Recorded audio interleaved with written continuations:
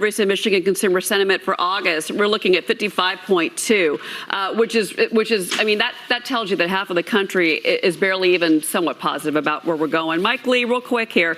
The other thing about this poll I found interesting, 61% say they are so steamed they'd be willing to pick up a protest sign and march around the country. 61% of Americans are so fed up and frustrated they want to pick up a sign and go march in the streets. My big takeaway from this poll is in response to a lot of the other polls saying that the midterms are somewhat tightening. There's historically been a response bias in the summer, meaning Republicans don't respond to polls during the summer months. So a month from now, when we see the generic congressional ballot move from D+1 or R+1 to R+4 or 5, and some of these Senate races where Dr. Oz is supposedly down 15 points and Herschel Walker's losing by massive margins, those aren't widening out. What you're going to actually see is the reality of the numbers. And when you have a wrong track at the highest levels it's ever been at, how are Democrats going to win in close races? So you look specifically at Arizona, where Joe Biden's approval rating is somewhere in the mid to low 30s. How on earth can Mark Kelly hold on to his seat? And I think a lot of political pundits out there are deluding themselves from reality that with poll numbers this low, to think that the Democrats can hold on to the Senate or not face a massive wave in the House is very much delusional. Well, and we'll see how involved Mitch McConnell gets with these Senate races come November. We're going to talk about that later in the show.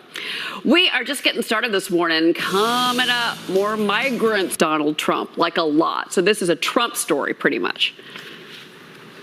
Well, again, this is the acceptance of the left. So they'll accept anything and everything that doesn't disagree with them. But in terms of college kids, you know, there goes the old saying, if you're 18 and you're conservative, you don't have a heart. If you're 40 and you're liberal, you don't have a brain. That was a term or a phrase coined by the great Winston Churchill. So it's surprising it's so polarized and college kids are so active and feel so strongly emotional about these issues. When I was in college, I mean, until I really started working and almost working full time my junior and senior year in New York City, I wasn't very active. And I remember trying to have conversations with other students who were wholly unaware of what was going on. So I wouldn't read too much into this. I mean, most college students are liberal until they graduate, get their first paycheck, see how much the government takes out, and get off their parents' payroll. You see what your tax bill is. Exactly. Till you see what you're paying in taxes and how they mismanage their money. That is very true. All right, we're going to take a quick break, but coming up, Bitcoin tumbles below 20,000. We've got a big week of housing data coming out. I do want to get to that because speaking of a crummy economy and where we might be headed in the fall, look at this. New home sales are out tomorrow. You've got pending home sales out on Wednesday, but we saw home sales last week. Actually, that number fell. So we're seeing pressure, and a lot of contracts are actually not even being signed now in housing. What does that tell you? Yeah, well, a couple of factors coming in here. I think this is one of the cases where the Fed has actually gotten something right. The housing market was simply too hot for much of 2021 and the beginning of 2022. And so with these rate hikes, 30-year fix is going to run you right and around 5.5% today. That's up from sub 3% a year ago. So that's a dramatic cost of capital for those going out there to buy a house. And then in addition to that, the average home price is up about 15% year over year. So we've seen a dramatic slowing in home prices over the last year. And so the pending home sales last month actually dropped 20% year over year. I don't know if we'll see that dramatic of a drop off now, but we are seeing a big fall off in the housing market. And so one of the solutions for higher prices and inflation is higher prices. You're clearly seeing that in new home sales and the new home constructions, and we're getting to a level where we were pre-COVID, which is a much more sustainable level. But what does that mean in terms of the knock-on for the economy? The housing market has a tremendous multiplier effect in terms of labor and materials, and also wealth building for people going in and buying their homes. So we haven't seen a dramatic price correction. I don't know that one is coming. I mean, maybe some people are giving back portions of gains in very large markets, but this housing market is nothing like we were pre-financial crisis and post-financial crisis. The leverage in the system simply does not exist.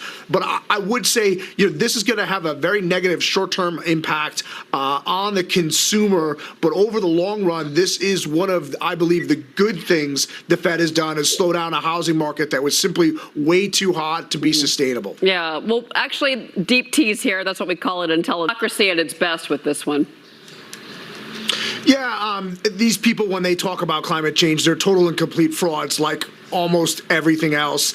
John Kerry, it just brings me back to when he ran for president and he didn't know the name of Pedro Martinez, who was the star pitcher of the Boston Red Sox, and he's supposed to be this Boston guy, and he called him Manny Martinez instead of Manny Ramirez and Pedro Martinez. The guy is a total and complete fraud, and this is your climate czar. It's a perfect metaphor for the entire nonsense movement. Yeah, but Dagan, they never get called out on it. That's readership, viewers. I mean, they vote with their feet and their eyeballs, and they're going to turn off if they realize that something is disingenuous. Again, go back to the New York Times.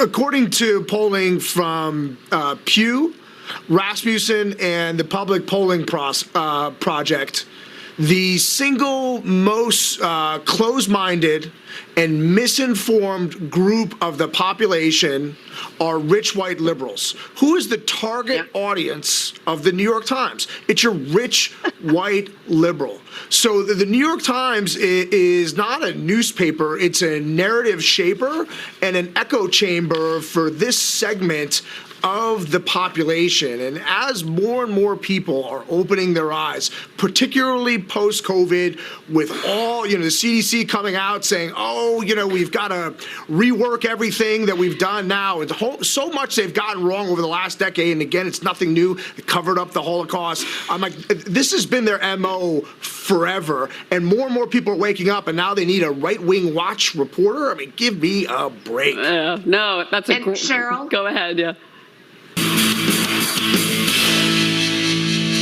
And it's time for the big buzz of the morning, a proposal that'll knock you off your feet. Check this out. This man decided to propose to his girlfriend after completing an Ironman in Estonia. He gets down on one knee with the ring in hand, but then he falls because he's in pain. Those around him come to his rescue, massaging his leg until he could propose again from the ground. Not to ruin a good story here, but she said yes, Mike. She did say yes. But can you believe that this guy, to do an Ironman and then propose? That's a lot in one day, I'm thinking.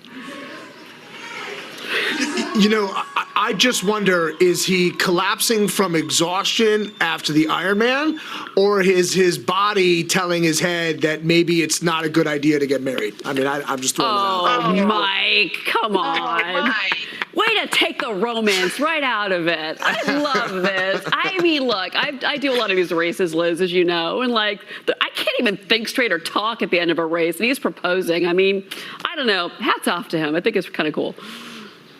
Well, I think, look, it's all about perseverance, whether it's the Ironman contest or proposing. And Mike, shame on you. That's the most unromantic thing I ever heard in my life. This may have been a terrible idea, but he meant well.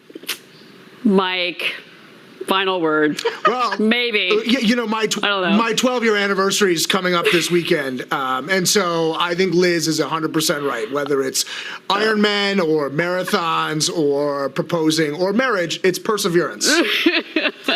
I'm still the helpless romantic of the group, I think. Maybe, Liz, you're with me. Real quick before I let you guys go, Mike, I got to ask you real quick.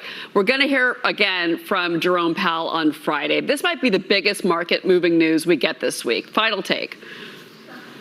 Yeah, I'll be interested to see what he has to say. The whole market's going to watch him. The bond market is saying we are going to get a pivot at some point next year. And as Jim Iorio stated earlier today, I tend to agree with the bond market over what comes out of his mouth. But he could definitely rock markets with just a couple of comments that get taken out of context. Yeah, and Liz, real quick, midterms coming up November. That's another market mover. We're going to have a red wave.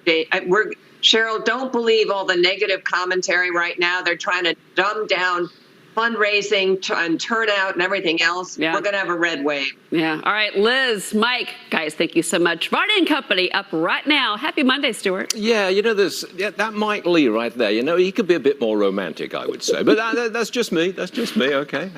See you soon, Mike. And good morning, Cheryl.